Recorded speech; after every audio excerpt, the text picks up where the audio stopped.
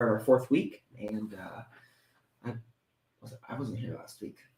You weren't, were you? Where were No. you? You were I was up north. up This north. is the time of year where everyone just takes turns. I going up am north. so jealous. Like I was watching. You don't get to go anywhere. I know. I'm still here, and I No, wanted. wait. I wanted You to went go to really Alexandria. You went north. You did. Did You did. that doesn't count? Yeah. It does. It's not wish north I could've north. gone. Okay, it was pretty. It was pretty, but it wasn't where I wanted to be. Like I want to be in Lake Oh. Superior. This is going to be heard by all the people that were at those meetings. I'm not saying I didn't want to be there for that reason. I wanted. Well, you didn't go the first Oh day. man, I did it. Did I? Stupid car. And I broke my phone that day. It was a bad day. It wasn't working out. That one. Anyways, I want to go up north because Rich keeps posting all these great pictures, and I'm like, Oh, yeah, Rich is up north right now. Just I unfollow. know. Just unfollow, or maybe it was Anna. Rich I can't look at sends these a great text pictures message and anymore. goes, I noticed Rachel unfriended me on everything. Also, it's Anna posting. Rich Yeah, it's never Anna. posts. No, it's Anna posting. This is Anna. I don't want to do that to And Anna. she's a good photographer, so She it is a looks good nice. photographer. Yeah, it looks very pretty. I'm jealous. Yeah. I did. I had jealous feelings today, and I was jealous of you last week. And I was like, man, they're both where I want to be. This is sad. I feel zero jealousy of that. I know. I don't understand. You should. If I could buy a house between Dream Cloud and New Scenic Cafe, Oh man, it would be I- the perfect What's spot. the first place? I agree. Two Dream Cloud harbors. Coffee. Is that in Duluth or something? It's in Two Harbors. Yeah, I mean it's technically in Two Harbors, but it's just up the road from New Scenic. Yeah. I wonder if there's a. Yeah, that We would be a should. good We one. should. They made We should buy a homemade house at bagels when I was Airbnb there, and it was so in- good. We should Airbnb Who one. did? New Scenic did? No, Or Dream that? Cloud. I missed that. That sounds delicious. I want to go homemade bagels. We could have a. We could go in foursies on a one Oh, we need to man. go in tensies. tensies. Let's go tensies. I would do this. That would be great. I'd be up for it. Yeah, every Alright, time next I'm up podcast there. will be up on the Every time I'm up there, I'm like, I think this place needs a corner. Where do we plant a There's corner? something about. I mean, the North Shore is always great, but there's something about the fall. Yeah, it's beautiful. North Shore. It's just I agree. cool and hilly. Lots of big trees, Mm-hmm. big water. Big trees, big water. I do like watching things on the water, like boats coming and going. It's kind of nice. I like that. I really like the trees though too. Like I like getting up to Lutsen and like I don't know, it can be really pretty. And maybe it is fall, but I I've do. never I been. always. You haven't been need that to- far? You need to keep Two going. Harbors. Well, where is Temperance River State Park? Is the Oh, that's furthest north pretty. I've been. Okay, that's pretty great spot. Yeah. That's not quite Lutsen, but it's close. Almost. There's those cliffs. That's close to Oh, Lutsen. yeah. What is that Mhm. called? There's Castle Danger up there. Gosh, I don't know what the cliffs are called. I don't There remember. it is. Well, and Rich is way up there because he's on Gunflint Trail, so he's in Grand Marais area, Oof. which is You get to gorgeous. Duluth, you're like a third of the way there. That's so far. It's half. It's about half. Wow. It's about half. But it's so cool because it's like I don't know. It's pretty. Why is And I saw bears there last time. to which get was super to fun. Two Harbors or even like Lutsen? Why do you drive on this nice freeway? It's gorgeous. Then you get off in Duluth and you go through the worst Yeah, little trafficy bit of road the known little. to man, and then you On the get back north side on of the Duluth? and then you get back on the freeway. Yeah, it's what just a what is little happening spot. right there? Why do you have to go through that? We're at that gas station and like a stoplight. There's like stoplight. You go Yeah. through the And you take a right The, to get to Kent Connect. what's Canal that Park or that something. creepy house? The big mansion. Yeah, that Oh, I know what you're talking about, but I can't think starts of with the a name. G or something. Yeah, but the you have to drive past Glen that. something. Yeah, I'm sure. Glen right? Yeah, Which is, I mean, this is true everywhere.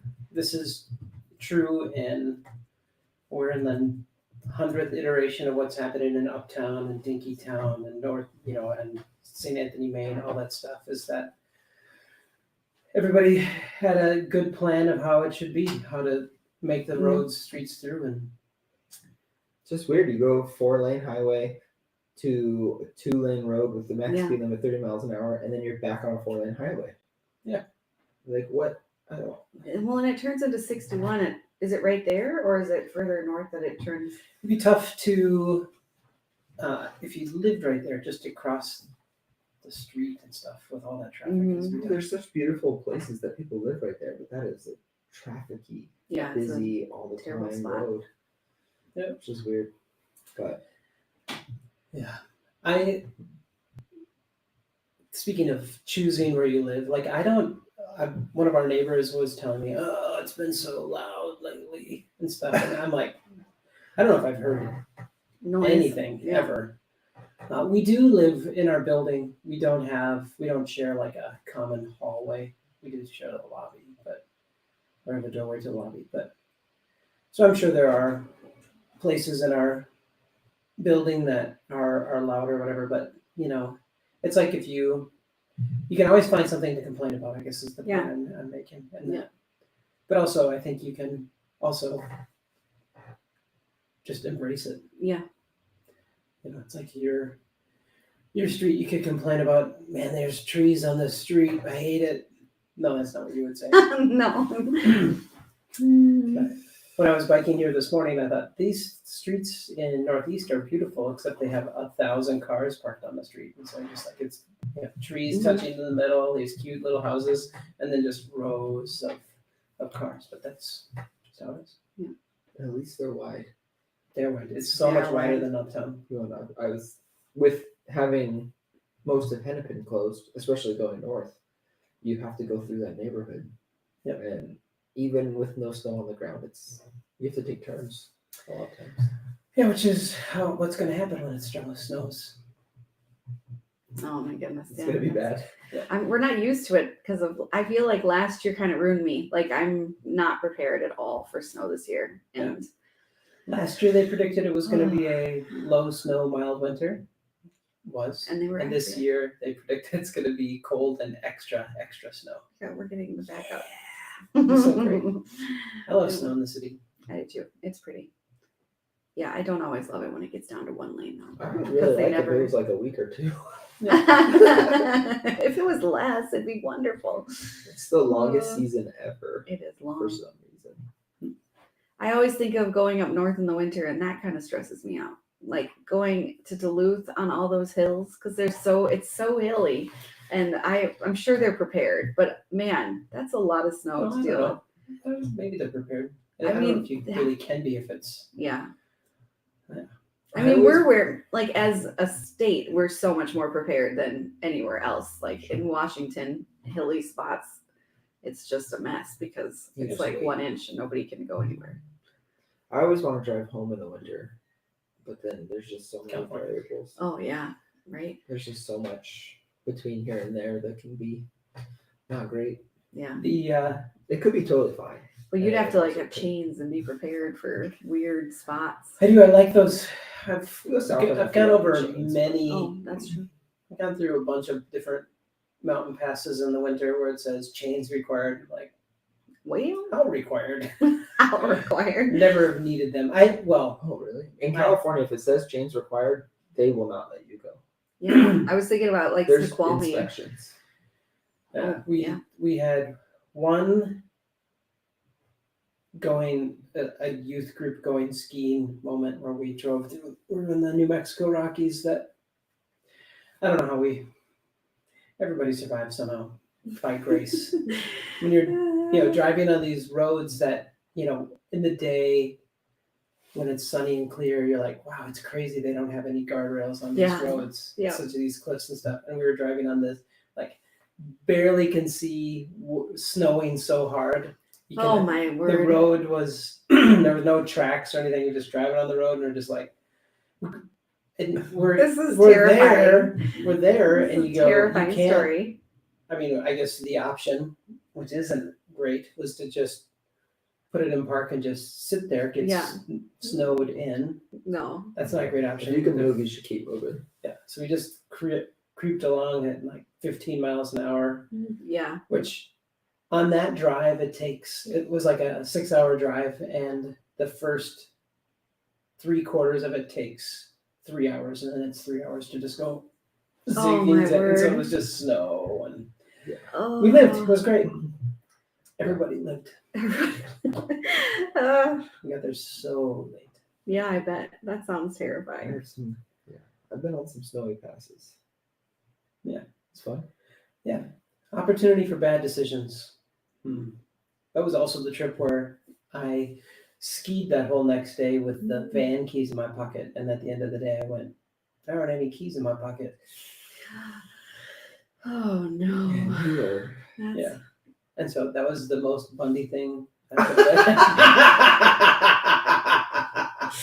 have You think I'd ski? Are you? That's fair. Uh, So I got to call a friend of mine and say, "Hey, I'll buy you skiing tomorrow." He's like, "I'm not there. What do you mean?" I said, "Well, you have to drive out here with a set of keys." Oh no. Yikes. When I was a kid, we'd go to South Dakota a lot, and there's a couple of main roads without the guardrail, and my stepdad would always sit in the middle. Are there You can sit in of the like, car while yeah. driving. Well, no, my Bench mom would seat? drive, Oh. and he was so like scared of the edge. He'd sit in the middle because he couldn't see it. Which now I kind of feel that way. I'm like, yeah, I could probably just never. I don't need to look. I don't want to see it. Oh, I love it. I love Ugh. love driving on those roads. No, I don't love Yeah, it. Not really in the snow, but like, Yeah. but it's nice and you get the view and Ugh. it's beautiful. I don't love it. I miss the mountains. I do miss the mountains.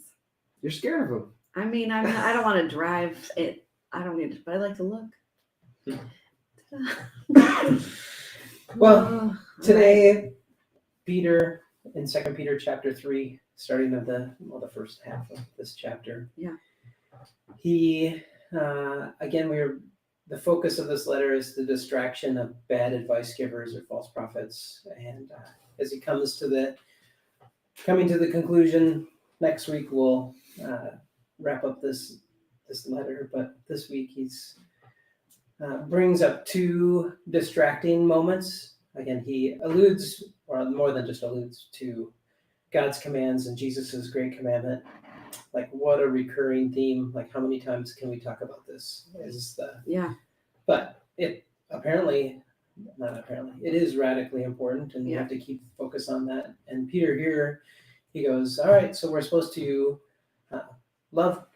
Jesus says, if you want to sum up all of the commands, love God and love people. Yep.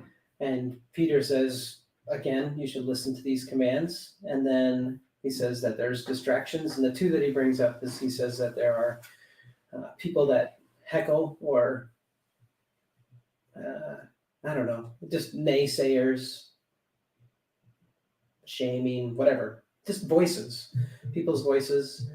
And then there is just the second distraction is just this, sometimes the slowness or the relentlessness of time. Mm-hmm. And he terms it as God's patience. This is the moment where Peter says, a moment is very different to us than it is to God. But that can be a great distraction. You just go, listen, God, I loved you yesterday. What else do you want from me? But distraction is a real thing, and I think that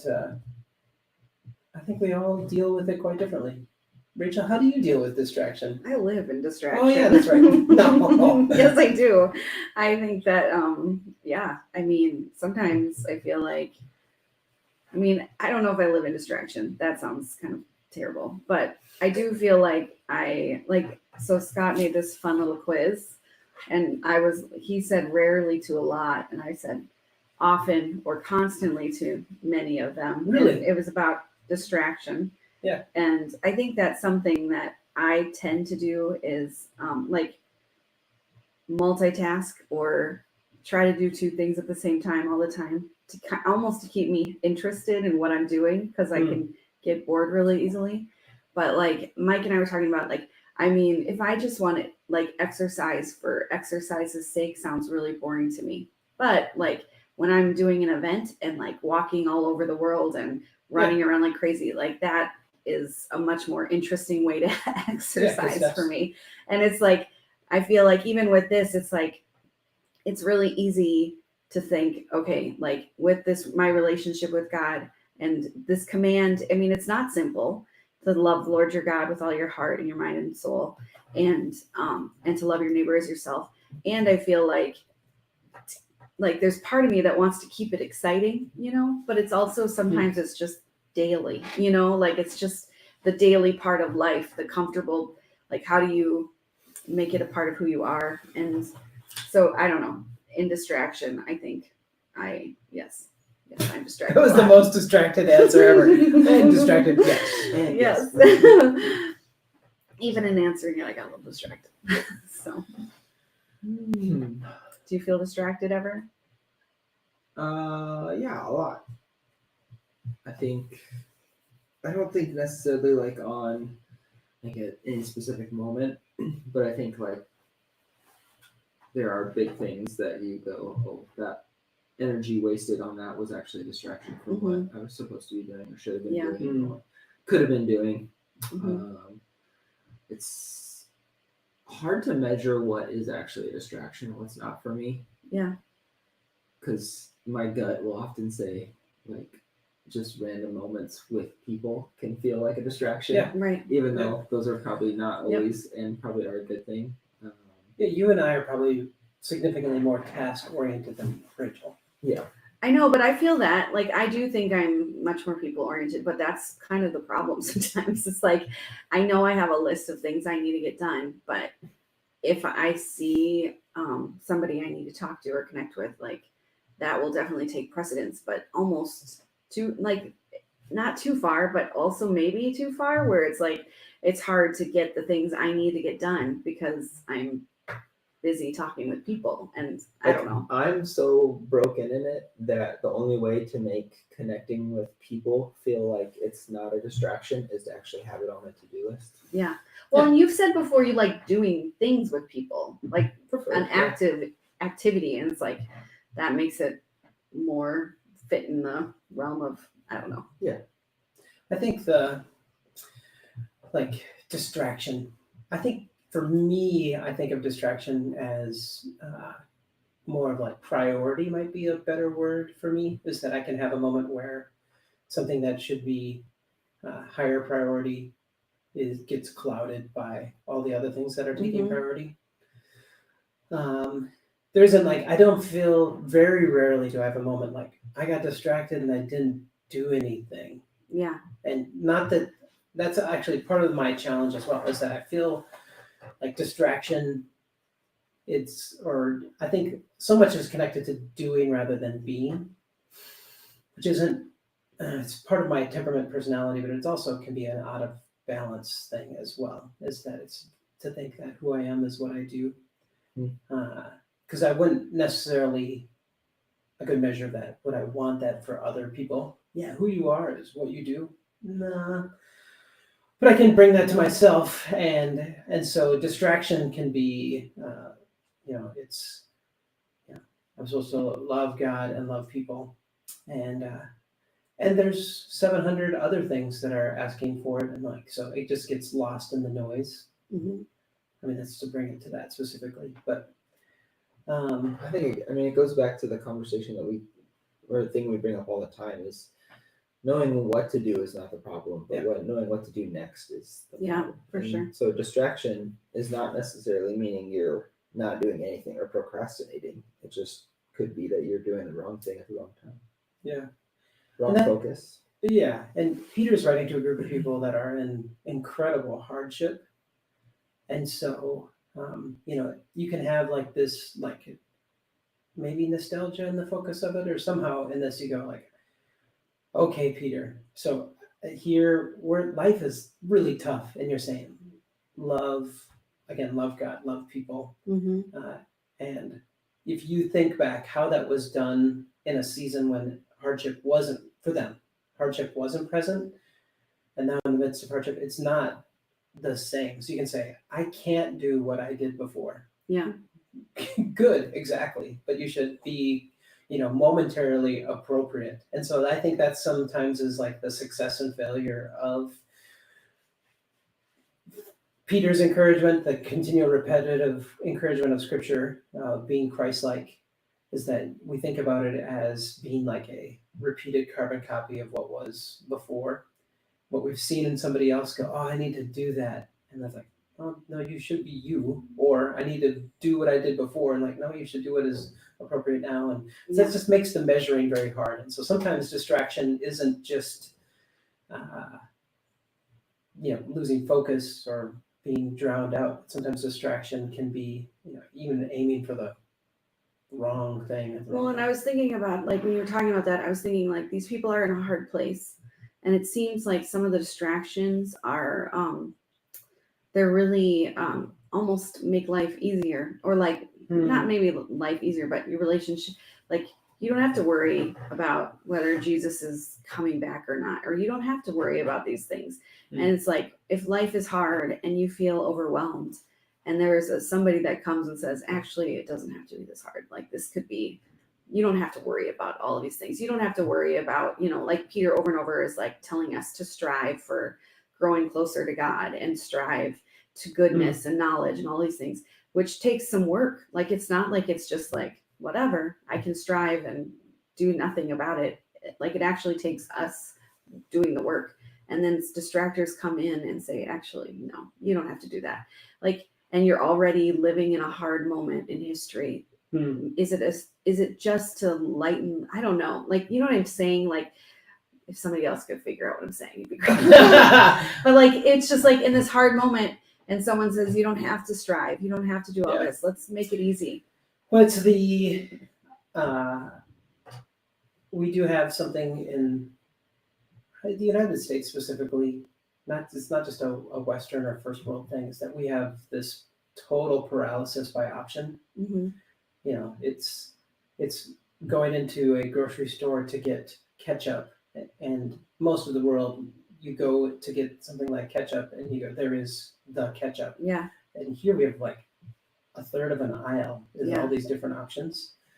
And I like, that's not an example where I would feel paralyzed in it, but there can be options too, like, I have a quiet evening at home, let's watch something, and then you pull up all of these. It used to be a couple of channels and like what's on. Well, here are two options. And here's all your streaming services. And now it's paralysis by option, and that can fuel.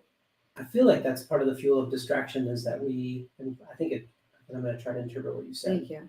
Is that when life, there are lots of flexibilities in life, lots of options, lots of good things in life, it can lead to a complete paralysis by all the options, distraction, and lead you to do nothing.